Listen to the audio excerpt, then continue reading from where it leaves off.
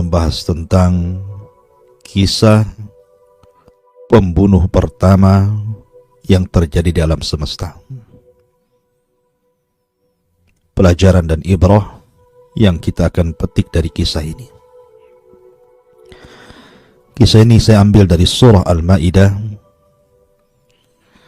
ayat 27 sampai 31. Allah Subhanahu wa ta'ala berfirman, A'udzu billahi minasyaitonir rajim. Bismillahirrahmanirrahim.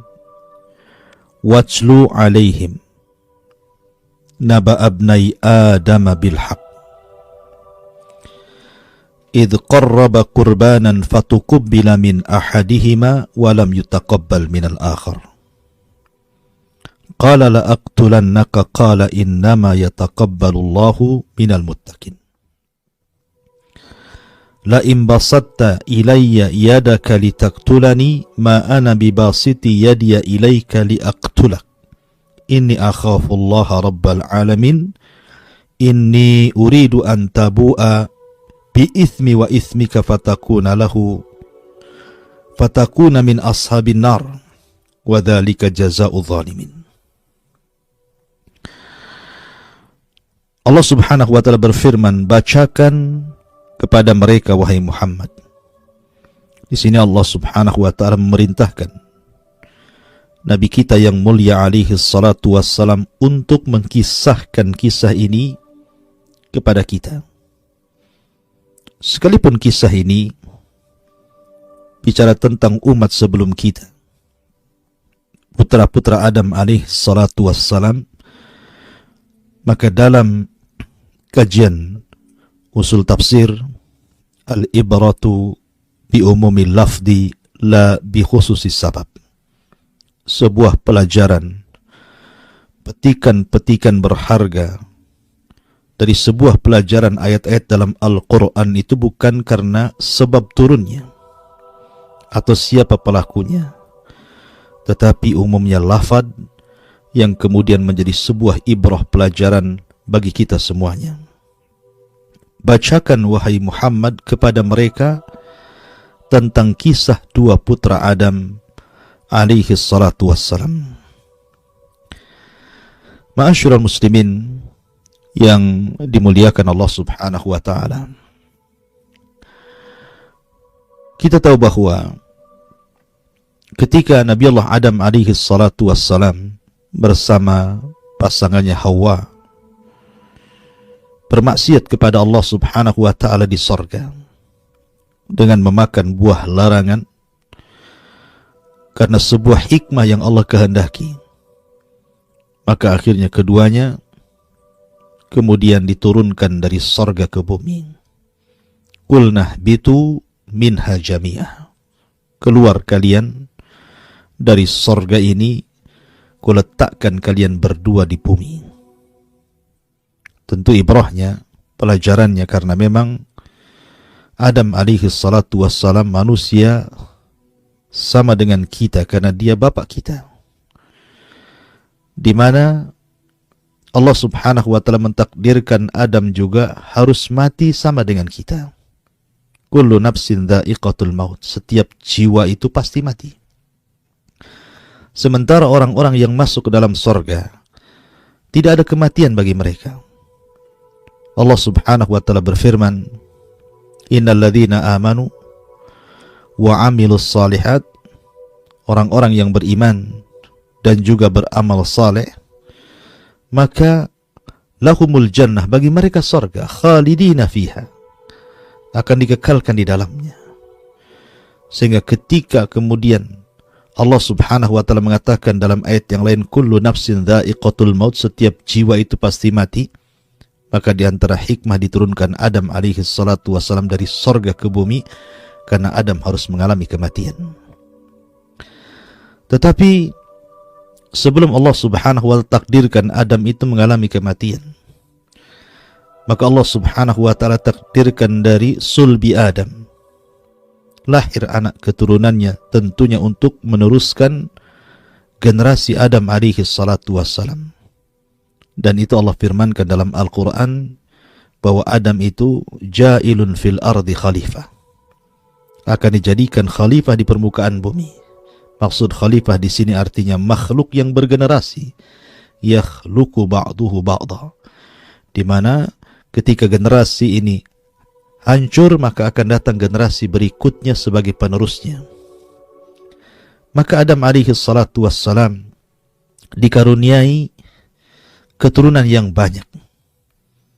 Maka istrinya Hawa alaihissalam apabila melahirkan, dikisahkan bahwa melahirkan sebanyak 20 kali. Subhanallah, setiap melahirkan Allah subhanahu wa ta'ala takdirkan selalu kembar, ada kembarannya. Maka seluruh putra-putri Adam itu jumlahnya 40 orang.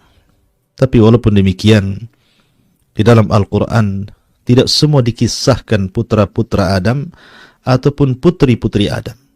Hanya beberapa orang saja. Salah satunya adalah kisah Qabil, kisah Habil, kisah Nabi Allah Syith dalam hadis-hadis Nabi SAW, dan tidak banyak dikisahkan putra-putra yang lainnya. Lah, dalam ayat ini Allah subhanahu wa ta'ala mengkisahkan tentang kisah Qabil dan Habil.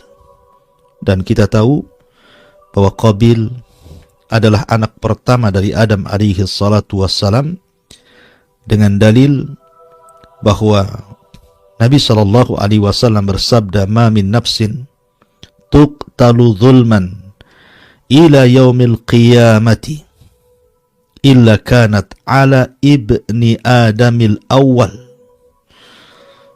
Maka siapapun jiwanya yang dibunuh secara zalim sampai hari kiamat, kecuali dosanya akan ditanggung kepada putra Adam yang pertama.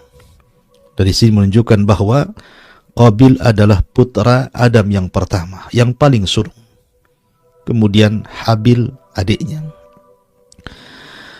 Lah, sunnatullah, di mana Adam alaihi salatu wassalam kemudian diperintahkan Allah subhanahu wa ta'ala agar menikahkan putra-putrinya dengan cara bersilang, di mana kembaran Qabil menikah dengan kembaran Habil dan begitu juga sebaliknya.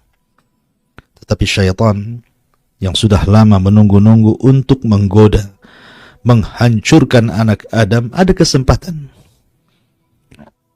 Dia datang kepada Qabil, memberikan waswas syaitan dan mengatakan, "Ya Qabil, jangan kau terima tawaran ayahmu itu. Tidakkah kau melihat pasangan Habil itu tidak lebih cantik dibandingkan pasangan yang ada pada dirimu?" Akhirnya kemudian waswas syaitan masuk ke dalam hati Qabil. Dari situ Qabil mulai dia tidak tenang. Maka ketika kemudian Adam alaihi salatu wassalam betul-betul menyampaikan perintah Allah agar keduanya, Qabil dan Habil itu menikah dengan cara silang, disinilah Qabil menolak. Tetapi Adam alaihi salatu wassalam berusaha untuk melembutkan hati Qabil. Dia berdoa kepada Allah subhanahu wa ta'ala untuk dicarikan solusi jalan keluar. Bagaimana caranya supaya putra-putranya mau tunduk dengan syariatnya, dengan perintah Allah subhanahu wa ta'ala. Dari sini kemudian Allah subhanahu wa ta'ala mengatakan, "Idh qarraba qurbanan fatukubbila min ahadihima walam yutaqabbal minal akhar." Maka Allah subhanahu wa ta'ala perintahkan kepada kudanya untuk berkurban. Dan kurban di zaman itu tentu berbeda dengan kurban di zaman kita kaum muslimin. Syariat Islam hanya dibolehkan dari binatang-binatang ternak, sapi, unta, kambing. Tapi di zaman itu kurban bisa dengan apapun. Bisa dengan buah-buahan, bisa dengan peternakan. Lah, kebetulan Habillah sahibul masyiyah. Memang dia suka berternak kambing. Sementara Qabil adalah sahibul zar'i. Memang dia adalah tukang kebun, memiliki kebun dan memiliki tanaman-tanaman yang berbuah. Akhirnya kemudian Allah subhanahu wa ta'ala perintahkan kepada Adam untuk berkurban keduanya. Maka Habil karena mewarisi sifat-sifat Adam alaihi salatu wassalam, sehingga sebagian ulama mengatakan kalaulah seandainya Habil itu hidup, tentu pantas dia jadi seorang nabi. Dalilnya adalah ketika Habil meninggal, dibunuh oleh Qabil, Maka Adam sedih. Akhirnya Allah subhanahu wa ta'ala ganti dengan lahirnya keturunan Adam yang lainnya, yang kemudian disebut dengan Syith. Syith akan menjadi seorang nabi sepeninggal Adam alaihi salatu wassalam. Dan Syith adalah hibatullah, pemberian Allah subhanahu wa ta'ala untuk Adam karena kematian Habil. Jadi Habil ini orangnya saleh, orangnya baik, mewarisi sifat-sifat Adam alaihi salatu wassalam. Berbeda dengan Qabil.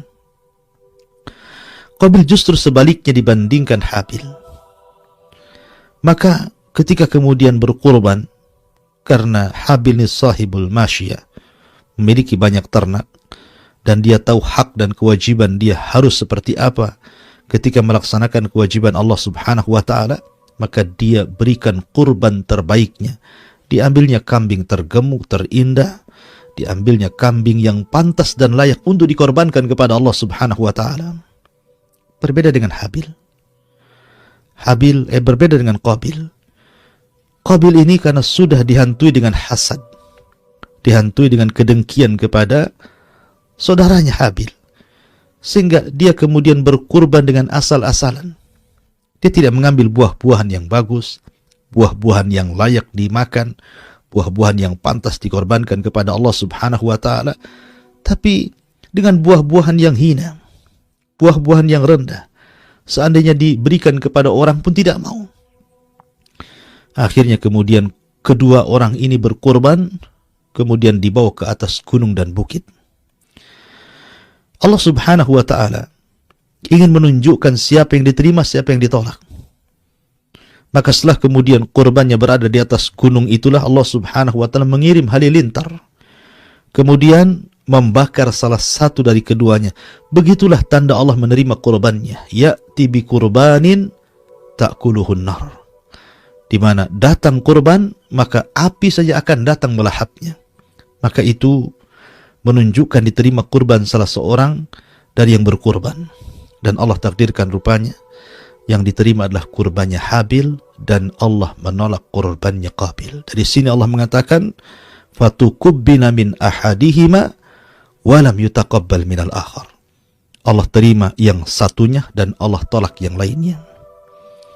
Maka karena hasad yang luar biasa dari hati yang paling dalam Qabil, kedengkian, kebencian kepada Habil, terpikirlah oleh Qabil untuk membunuh saudaranya. Subhanallah, ketika itu tidak ada manusia yang berpikir untuk membunuh, karena memang belum terjadi pembunuhan sama sekali. Belum ada orang mati, baik mati secara wajar ataupun mati karena dizalimi orang. Qabil inilah yang pertama kali terpikir untuk membunuh karena waswas syaitan, godaan iblis.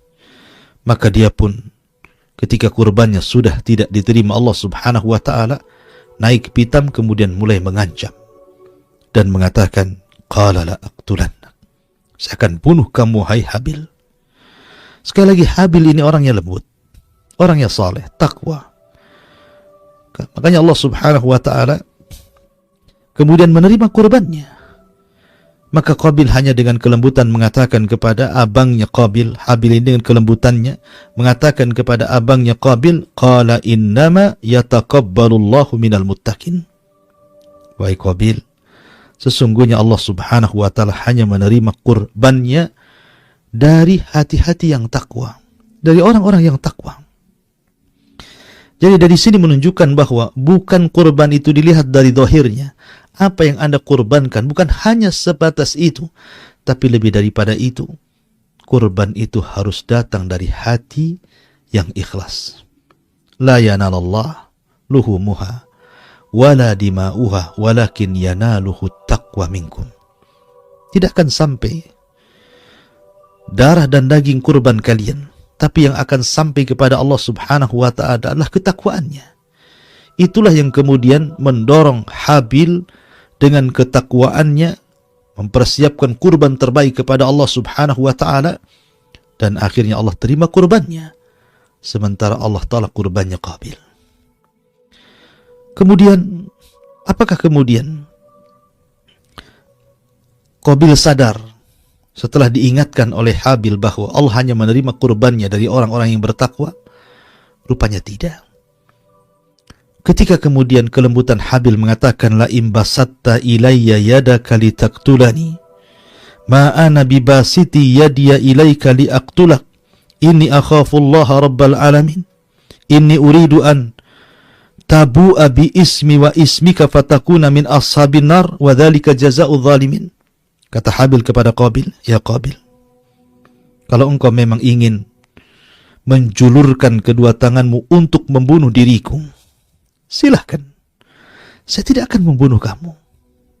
Saya tidak akan melawan kamu. Kenapa? Satu, karena aku takut kepada Allah subhanahu wa ta'ala, Rabb semesta alam, yang telah menciptakan diriku, mengatur diriku, menguasai diriku. Aku takut kepada Allah. Saya tidak akan melawanmu. Yang kedua, kalau engkau juga nekat hendak membunuhku, dan aku tidak akan membunuhmu sengaja, aku ingin kumpulkan dosa-dosa yang pernah kulakukan, agar kugabungkan dosaku dengan dosamu, supaya kamu menjadi penghuni neraka. Dan itu balasan bagi orang-orang yang zalim. Dari sini Habil mengingatkan Qabil, menasihati dengan kelembutannya. Tapi apa jawaban Qabil? Tetap dia berkeinginan untuk membunuh saudaranya. Fatawwa'at lahu nafsuhu qatla akhi faqatalahu fa asbaha minal khasirin. Maka jiwa Qabil mendorong untuk berniat membunuh saudaranya Habil. Jadi suatu ketika, karena syariat ini tidak diterima oleh Qabil, kemudian Qabil sudah disarangi dengan sifat hasad, dengki, dan di sini menunjukkan bahayanya hasad, bisa mengantarkan orang membunuh manusia. Ya. Maka akhirnya ketika suatu ketika Adam alaihi salatu wassalam kehilangan Habil, mencari-cari di mana Habil, sudah sore kok tidak balik, maka dia perintahkan Qabil untuk mencari saudaranya. Di sini kesempatan terjadi. Maka ada istilah bahwa kejahatan itu bukan hanya datang dari niat pelakunya, tapi juga karena ada kesempatan. Maka di sini ada kesempatan yang luar biasa dari Qabil ini. Dia cari abangnya, dia cari saudaranya. Rupanya setelah ketemu, Habil ini sedang terbaring kelelahan, keletihan karena habis menggembala kambing. Maka syaitan pun datang kembali memberikan was-was kepada Qabil untuk membunuh saudaranya. Diambillah sebuah batu. Dalam riwayat yang paling sahih, diambil sebuah batu, kemudian Qabil mendekati Habil yang sedang terbaring, tertidur. Tiba-tiba kemudian batu itu ditimpakan ke muka Habil yang sedang tidur, hancurlah kepalanya. Maka Allah katakan, faqatalahu fa asbaha minal khasirin. Maka Qabil pun berhasil membunuh saudaranya Habil, maka dia termasuk hamba Allah yang rugi. Terjadi pembunuhan pertama di alam semesta. Mulai daripada niat untuk membunuh, niat buruk untuk membunuh, berakhir menjadi sebuah kenyataan betul-betul dibunuh. Maka meninggallah Habil di tangan Qabil. Subhanallah. Kita tahu bahwa ada kisah yang menarik dari kisah Utsman ibn Affan radhiyallahu anhu. Utsman adalah maktul, yang dibunuh secara zalim.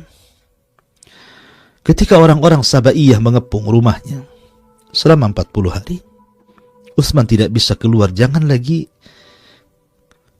ke pasar, ke masjid saja, yang masjid itu merupakan masjid Nabi.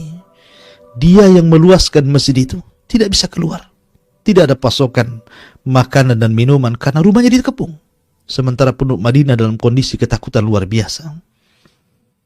Karena tentara Khawarij yang dipimpin oleh Abdullah ibn Sabah, mereka terlampau garang sehingga banyak orang yang takut. Ketika itu banyak para sahabat Nabi SAW seperti Abu Hurairah radhiyallahu an, Ibnu Umar radhiyallahu an, bahkan Hasan dan Husain menawarkan diri untuk melindungi Utsman. Tapi Utsman radhiyallahu an kemudian memerintahkan agar sahabat-sahabat tidak ada yang terlibat dalam kasus dirinya karena dia takut ada darah orang lain yang tertumpah di situ. Utsman hanya mengatakan persis seperti apa yang dikatakan Habil kepada Qabil. Kata Utsman, la imbasatta ilayya yadaka litaqtulani ma ana bibasiti yadiya ilaika liaqtulak. Ini akhafullah rabbal alamin. Kata Utsman, kalau memang orang-orang Khawarij itu hendak membunuhku, silahkan. Saya tidak akan mengerahkan pasukanku untuk menyerang mereka atau membunuh mereka. Kita tahu Utsman ini khalifah kuat. Pasukannya di mana-mana. Pasukan tempurnya luar biasa. Sudah banyak kemudian membebaskan kota-kota. Tetapi Utsman ingin seperti Habil ketika menghadapi saudaranya Qabil. Kalau engkau ingin membunuhku, silahkan. Tapi aku tidak hendak membunuhmu. Aku hanya ingin menggabungkan dosaku dengan kalian supaya kalian menjadi penduduk neraka, dan itu balasan bagi orang-orang yang zalim. Makanya kata para ulama mengatakan Utsman adalah Habilnya umat ini, karena dia tidak membalas serangan yang dilakukan orang-orang Khawarij. Ma'asyiral muslimin, para pendengar yang dimuliakan Allah Subhanahu wa taala. Ketika kemudian Habil meninggal dunia, ada yang mengatakan Qabil kebingungan karena ketika itu belum ada syariat fardu kifayah. Lain dalam Islam, kalau ada orang meninggal, kita mandikan, kita kafankan, kita salatkan, kita kuburkan. Begitulah syariat yang diajarkan kepada kita dalam hal fardu kifayah. Tapi ketika itu kan tidak ada. Belum ada orang yang mati. Adam masih hidup, Hawa juga masih hidup, anak-anak Adam yang lainnya masih hidup. Belum ada satu pun jenazah ketika itu. Sehingga kemudian Qabil ini bingung. Bagaimana caranya? Bagaimana caranya mengurus jenazah? Ada yang mengatakan bahwa jasad Habil itu disembunyikan Qabil selama 1 tahun karena tidak tahu harus diapakan. Walaupun ada sebagian para ulama mengatakan pendapat sautan terlampau jauh, tetapi itu yang masyhur dalam kisah-kisah. Akhirnya Qabil pun diilhamkan ketika melihat ada burung gagak. Ada burung gagak sedang berkelahi dengan temannya. Akhirnya kemudian satu burung ini berhasil membunuh burung yang lainnya. Setelah berhasil dibunuh, maka burung yang menang dalam perkelahian itu tiba-tiba kemudian mengorek lubang, kemudian menarik jasad kawannya, dimasukkan ke lubang itu, kemudian dikorek lagi dan dikuburkan. Dari sini kemudian Qabil terfikir, kenapa tidak aku lakukan seperti yang dilakukan burung itu? Makanya Allah Subhanahu wa taala berfirman, "Faba'atsallahu ghuraban yabhathu fil ardi liyuriyahu kaifa yuwari sawata akhi." Kaifa yuwari sawata akhi? Qala ya wailata a'jaztu an akuna mithla hadzal ghurab fa uwariya sawata akhi fa asbaha minan nadimin. Maka Allah Subhanahu wa taala mengutus seekor burung gagak untuk berputar-putar di bumi, untuk menutupi bagaimana caranya menutupi aib saudaranya, jenazah saudaranya. Maka ketika Qabil memperhatikan burung gagak itu, maka Qabil pun berkata dalam hatinya, celaka diriku, kenapa aku lemah untuk seperti seekor burung yang berusaha untuk menutupi jasad saudaranya. Maka ketika itu Qabil pun merasa menyesal. Bukan menyesal karena sudah membunuh, subhanallah. Bukan menyesal karena sudah mendolimi saudaranya, tapi menyesal kok saya tidak sepandai burung itu. Ya, burung itu saja pandai bagaimana cara memperlakukan jenazah. Tapi dia menyesal bukan karena membunuh, subhanallah. Itulah hasad kalau sudah menguasai hati orang. Maka tidak ada penyesalan sama sekali. Maka kenapa dosa membunuh itu nanti saya akan jelaskan. Sangat bahaya sekali. Ya. Ma'asyiral muslimin yang dimuliakan Allah Subhanahu wa taala. Inilah kisah singkat pembunuh pertama di alam semesta ini. Baik, kita akan petik faedah dari kisah ini. Apa yang kita bisa ambil? Yang pertama, uturatul hasad. Bahayanya hasad. Bagaimana hasad ini penyakit pertama di langit. Hasadnya iblis kepada Adam. Dan bagaimana pula hasad ini penyakit pertama di bumi. Hasadnya Qabil kepada Habil yang berujung dengan pembunuhan. Dan hasad ini adalah kebiasaan orang-orang Yahudi. Ketika orang-orang Yahudi menanti-nanti akan lahir seorang nabi dan rasul di akhir zaman, dan itu sudah tertera dalam kitab-kitab mereka. Bahkan mereka lebih hafal kisah nabi yang akan muncul dibandingkan anak-anak mereka. Ya'rifunahu kama ya'rifuna abna'ahum. Mereka mengenal nabi yang akan muncul dibandingkan anak-anak mereka sendiri. Tapi ketika Allah subhanahu wa ta'ala munculkan Rasul sallallahu alaihi wasallam, mereka pun hasad. Kenapa pula nabi itu datang dari orang Arab dan bukan dari Bani Israel? Maka mulailah mereka memainkan hasad, makarnya kepada Nabi sallallahu alaihi wasallam. Dan ingat, hasad pun salah satu dari penolak hidayah. Abu Jahal, Fir'aunnya umat ini, ketika berbincang dengan Akhnas ibn Syurek, kata Akhnas, ya Aba Jahlin, bagaimana pendapatmu tentang Muhammad itu? Maka Abu Jahal mengatakan, sesungguhnya aku tidak melihat ada kedustaan di raut mukanya. Seolah-olah Abu Jahal membenarkan. Bahkan Abu Jahal pun suka mendengar Al-Quran yang dibaca Nabi SAW. Kata Akhnas, ya Aba Jahlin, kalau memang engkau mengakui bahwa Muhammad itu orangnya jujur, apa yang disampaikannya benar, kenapa kau tidak menjadi pengikutnya? Akhirnya kemudian Abu Jahal menceritakan alasannya yang inti kisah ini yang menghalangi Abu Jahal untuk masuk dalam Islam, karena dua perkara, al-hasadu wal kibru. Hasadnya dia kepada kabilah Bani Manaf dan juga kesombongan sehingga terhalang hidayah Allah Azza wa Jalla. Persis seperti penyakit iblis. Aba wastakbara wa kana minal kafirin. Enggan, sombong, dan termasuk orang kafir. Jadi hasad itu bahaya. Saking bahayanya Allah subhanahu wa ta'ala menyuruh kita untuk berlindung. Kul a'udhu birabbil falak, salah satunya min syarri hasidin idha hasad, dari keburukan orang yang hasad ketika dia memainkan hasadnya. Yang kedua, huturatul qatli. Di sini bahaya membunuh. Akhir-akhir ini kita melihat sudah mulai banyak aksi-aksi peledakan, aksi-aksi bom bunuh diri, mengatasnamakan Islam dan kaum muslimin, mengatasnamakan jihad dan li'ala'i kalimatillah. Ikhwatu fiddin, para pendengar dan para pemirsa Kiswah TV yang dimuliakan Allah Azza wa Jalla, siapa bilang saya katakan itu omong kosong? Karena kalau mereka mengatasnamakan jihad, jihad itu ada dhawabitnya, ada syarat-syaratnya. Pertama, niat jihad itu betul-betul karena meninggikan kalimat Allah. Yang kedua, ada izin dari pemerintah. Yang ketiga, orang yang diperanginya tidak ada ahdun, perjanjian. Dan yang lebih penting lagi adalah idznul walidain. Harus ada izin dari orang tua. Ternyata kasus-kasus peledakan-peledakan yang dilakukan oleh segelintir orang, kemudian betul-betul mereka meledakkan diri, kemudian menulis surat wasiat meminta maaf kepada orang tuanya. Rupanya orang tuanya tidak tahu kalau anaknya satu di antara orang-orang yang terjaring dalam teroris itu. Tidak tahu. Padahal di zaman Nabi SAW ada anak muda berjalan dari Son'a menuju Madinah hanya untuk bergabung jihad bersama Nabi SAW. Jihad adalah perkara yang merupakan sanamul Islam, amalan tertinggi dalam Islam. Orang yang mati dalam jihad mati syahid, yadkhulunal jannah bighairi hisab, masuk surga tanpa hisab. Tapi Nabi SAW mengatakan kepada anak muda yang mengatakan al-hikni bil jihad, Rasul, libatkan aku dalam jihad.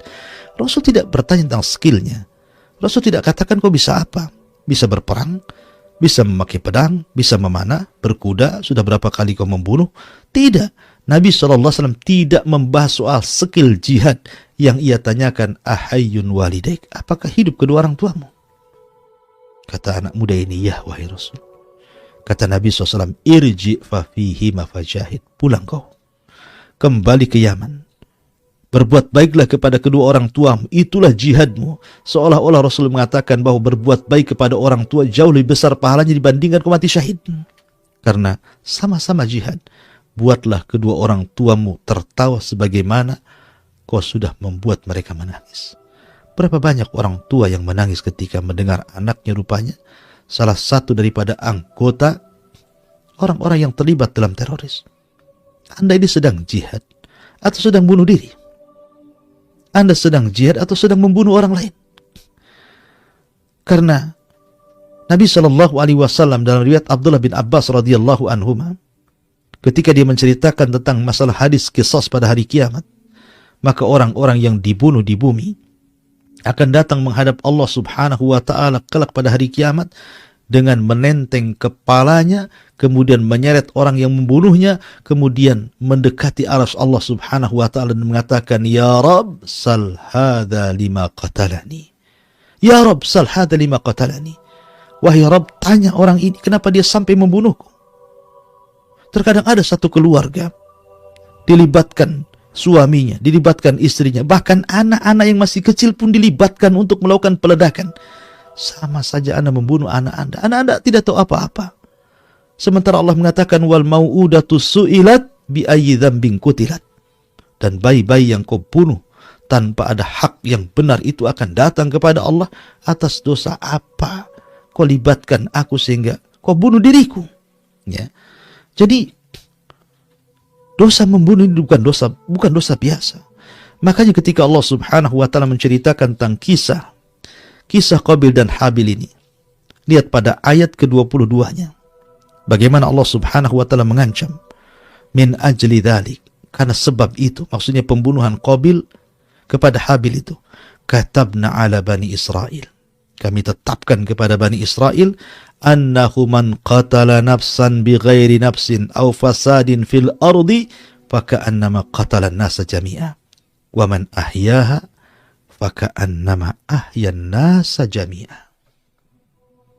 Maka barang siapa membunuh satu jiwa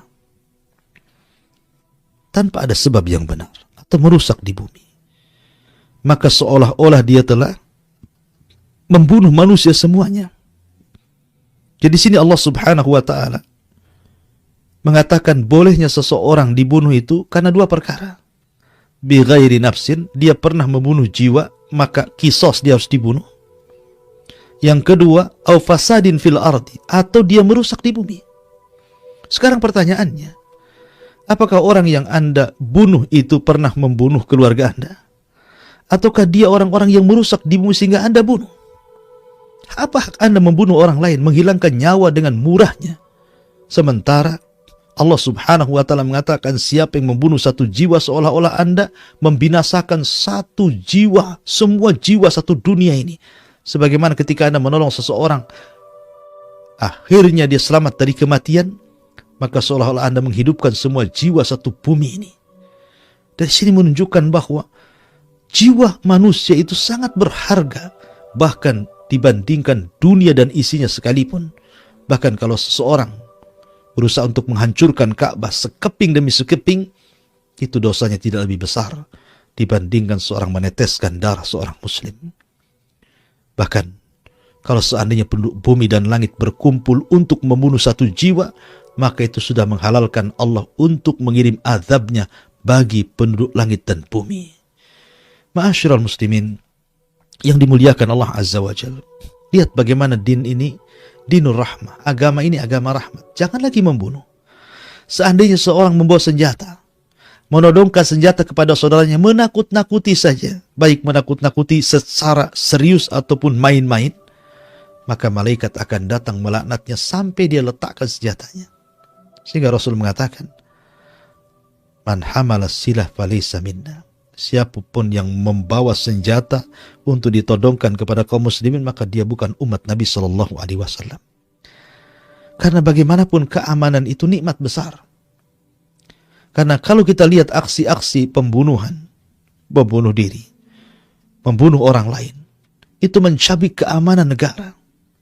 Karena negara akan merasa sudah tidak ada aman lagi dan akan mempengaruhi segalanya. Makanya kenapa kemudian Allah Subhanahu wa taala menyebutkan bahwa nikmat amanlah nikmat terbesar bagi orang-orang Quraisy. Wa amanahum min khauf. Dan Allah berikan keamanan kepada mereka dari rasa takut. Dan aksi teroris ini mencabik betul-betul keamanan negeri. Orang dibuat takut. Bayangkan dosa yang akan Anda terima dari manusia-manusia yang ketakutan dengan Anda itu. Apakah aksi Anda ini kemudian menjadikan Islam jaya dan merobohkan orang-orang kafir? Nyatanya tidak. Makanya Syekhul Islam Ibnu Taimiyah mengatakan la lil islami nasaru wala lil kuffari kasaru. Aksi Anda itu tidak membuat Islam jaya, bahkan tidak membuat orang kafir runtuh. Tidak ada pengaruh sama sekali. Yang ada citra Islam akhirnya buruk gara-gara perbuatan Anda. Islam dicap radikal, Islam dicap teroris, Islam dicap agama keras, dan begitu seterusnya. Menghalangi orang masuk hidayah Islam karena takut dengan Islam. Siapapun yang melakukan pembunuhan, maka dosanya akan ditanggung oleh Qabil sampai kiamat, dibangkitkan karena dia orang yang pertama kali memberikan contoh pembunuhan pertama di alam semesta ini. Mudah-mudahan kajian singkat di pagi hari ini mendapatkan ibrah dan pelajaran bagi kita semuanya. Akhirnya saya kembalikan ke moderator, falyatafaddal mashkur. Insyaallah, jazakumullah khairan Ustadz atas penyampaian materi di pagi hari ini. Dan kita masuk di sesi tanya jawab. Bagi Anda yang ingin bergabung secara langsung di sesi interaktif ini, Anda dapat menghubungi kami di nomor 0812 6873 3202. Dan kita bacakan pertanyaan yang telah masuk di WhatsApp Kiswah TV. Assalamualaikum warahmatullahi wabarakatuh, Ustaz. Waalaikumsalam. Apakah orang yang mengharapkan mati syahid, dia akan diberi karomah mati syahid saat kematiannya tiba, seperti dapat memberi syafaat, dinikahkan dengan 72 bidadari? Mohon penjelasannya, Ustaz. Iya, tentang pahala orang yang mati syahid. Tapi perlu Anda dudukkan bahwa menjadi orang yang mati syahid betul-betul dia mati syahid karena meninggal di peperangan perang secara syar'i, bukan meninggal syahid karena pengakuan dirinya atau orang-orang yang sepaham dengan dia. Karena untuk mati syahid itu kan ada tawabitnya, ada aturan-aturannya. Sebagaimana jihad juga ada aturan-aturannya. Ya. Tapi kalau seandainya benar sudah mengikuti dhawabit syar'i, aturan-aturan syar'i, syarat-syarat jihadnya sudah dipenuhi, seperti yang dilakukan Nabi SAW dan para sahabatnya, ya, kemudian betul-betul Anda meninggal di atas kesyahidan, maka orang yang mati syahid ini pahalanya besar, sangat besar sekali, selain masuk surga tanpa hisab. Lebih daripada itu, Nabi SAW pernah bersabda, Ra'sul amri al-Islam wa amuduhu salah wa dhirwatus sanamihil jihadu fi sabilillah. Pokok urusan hidup manusia itu Islam. Kemudian tiangnya adalah salat, dan amalan tertingginya adalah jihad. Jadi jihad itu amalan tertinggi, karena jihad itu perkara yang sangat berat yang tidak semua orang mampu melakukannya. Makanya Allah mengatakan kutiba alaikum al-qital wa huwa kurhul lakum, diwajibkan kepada kalian untuk qital, untuk perang, dan itu sesuatu yang dibenci. Makanya lihat dalam kasus ketika Talut melawan Jalut, dari sekian ribu akhirnya satu persatu kemudian tidak terlibat dalam jihad, sehingga jumlahnya menjadi 314 orang saja. Tinggal orang-orang pilihan, karena tidak semua ingin terlibat dalam jihad. Makanya wajar tidak semua orang itu diberikan keberanian oleh Allah Subhanahu wa ta'ala. Tapi kalau orang diberikan keberanian oleh Allah Azza wa Jalla, dan keberanian itu betul-betul kemudian diarahkan kepada sesuai yang syar'i, betul-betul melaksanakan jihad, bukan jihad-jihadan begitu kan, maka juga surganya surga-surgaan nantinya. Makanya kemudian jihad itu harus betul-betul jihad. Kalau dia betul-betul jihad, mengikuti dhawabit syar'i, begitu syurut-syurutnya, ya dia akan mendapat 100 pintu khusus bagi orang-orang mujahidin. Ketika Allah Subhanahu wa ta'ala berfirman kepada para hafadhatul Quran, kepada orang-orang yang menghafalkan Quran, Iqra wartaq warattil kama kunta turattil fid dunya fa inna manzilataka inda akhiri ayatin taqra'uha. Bacalah, naiklah, ambil tingkatan, tartilkan bacaan Qur'anmu, karena akhir derajat dan tingkatanmu di sorga disesuaikan dengan tingkatan baca Qur'anmu di dunia. Kata Syekhul Islam Ibnu Taimiyah bahwa tingkatan sorga itu sejumlah ayat dalam Al-Quran. Lah dari sejumlah ayat dalam Al-Quran 6.500 kurang lebih tingkatan, ada 100 tingkatan yang khusus diberikan para mujahidin. Jadi dia memiliki tingkatan khusus. Allah khususkan tingkatan itu, menunjukkan nikmatnya bagi orang yang mati syahid. Makanya wajar di zaman para sahabat, walaupun sudah tua, sudah pincang sekalipun, mereka ingin mati syahid. Contoh, pamannya Abdullah ibn Haram. Abdullah ibn Haram ini sudah tua, sudah renta, tidak sanggup berjihad. Tapi karena tahu fadlul jihad, keutamaan jihad di jalan Allah subhanahu wa ta'ala, mati syahid, dia daftar untuk jihad di Uhud. Akhirnya dia orang yang pertama mati syahid. Amr bin Jamuh, pincang, tidak bisa jalan. Tapi karena ingin dia mati syahid, dia mendaftarkan diri, sampai anak-anaknya mengatakan, ya Rasul, bapak kami pincang, tidak mungkin berjalan, tidak mungkin berjihad, ngayun pedang pun tidak bisa. Tapi karena masahnya, kekuatannya, semangatnya, akhirnya kemudian Amr bin Jamuh menjadi orang yang kedua yang mati syahid di perang Uhud setelah Abdullah ibn Haram. Jadi kecintaan orang kepada jihad luar biasa. Tapi sekali lagi bahwa jihad-jihad yang dilakukan hari ini, terutama untuk di negeri kita ini anak-anak muda, karena jarang biasanya para pelaku bom bunuh diri itu orang-orang yang sudah tua. Rata-rata anak-anak muda, persis seperti yang disabdakan Rasul, hudatsaul asnan, sufahaul ahlam, usianya muda-muda tapi jahil agama. Hanya modal semangat. Ingat, semangat saja tanpa ilmu itu tidak cukup. Semangat tanpa ilmu tidak cukup. Saya contohkan, di zaman Nabi SAW, di zaman Bani Israel ada dua orang. Yang satu ahli ibadah, yang satu ahli maksiat. Yang ahli ibadah saking semangatnya ingin berikan hidayah kepada yang ahli maksiat, setiap hari dinasihatinya, tub ilallah, tub ilallah, tobatlah kepada Allah, tobatlah kepada Allah. Sampai akhirnya orang yang bermaksiat ini risih dengan nasihat ahli ibadah ini dan mengatakan, sudahlah kau, jangan terus menasihati aku. Apakah Allah sengaja mengutus kamu untuk menjadi rakib, supaya aku diawasi 24 jam oleh kamu? Da'ni wa rabbi, biarkan aku dengan Tuhanku. Tetapi ahli ibadah ini dengan semangatnya terus saja mendakwai saudara yang ahli maksiat. Sampai di sini bagus. Tetapi tidak bagus ketika mulai kemudian dia memvonis saudaranya dengan vonis kafir. Dia mengatakan kepada saudaranya ketika sedang bermaksiat, kalau kau tidak bertobat kepada Allah, ingat, Allah tidak akan mengampuni dosamu dan Allah tidak akan mengeluarkan kamu dari api neraka. Ini vonis, ini bahaya. Yang punya ampunan Allah, kenapa dia yang menentukan? Yang punya neraka Allah, kenapa dia pula yang menentukan? Tidak ada yang diampuni kecuali orang kafir, tidak ada yang keluar dari api neraka kecuali orang kafir. Berarti orang ini memvonis saudaranya kafir. Semangat tanpa ilmu mengkafirkan orang. Ketika kedua-duanya meninggal, Allah katakan kepada ahli maksiat, udhulul jannah bi rahmati, kau masuk surga dengan rahmatku. Dan Allah katakan kepada ahli ibadah, udhulun nar, masuklah kau ke dalam neraka karena engkau sudah bersumpah atas nama Allah melewati batas takdirku.